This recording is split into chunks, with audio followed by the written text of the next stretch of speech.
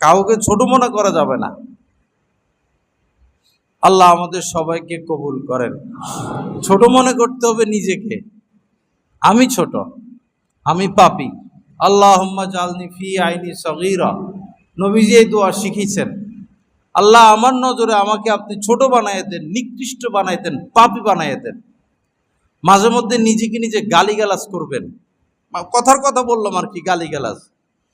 নিজেকে নিজে সম্বোধন করে বলবেন, তুই তুই সবচেয়ে খারাপ, তোর নজর ঠিক নাই, তোর চরিত্র ঠিক নাই, তোর স্বভাব ঠিক না, তুই এই করিস, তুই সেই করিস। নিজেকে বলা, সব সময় নিজেকে নিকৃষ্ট মনে করা, পাপী মনে করা, আমার চেয়ে খারাপ। এক সময় বসা এক জায়গায়, আমার চেয়ে খারাপ আর কেউ নাই, আমার চেয়ে অপরাধী আর কেউ নাই।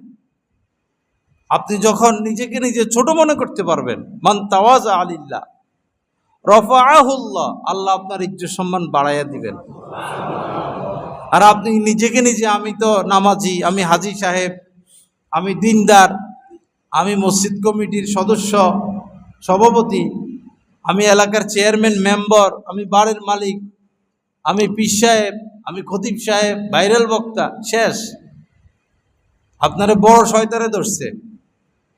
খলাকতানি মিন নার ওয়া খলাকতাহু মিন তিন, বড় শয়তানে ধরছে। শয়তানের চরিত্র এটা।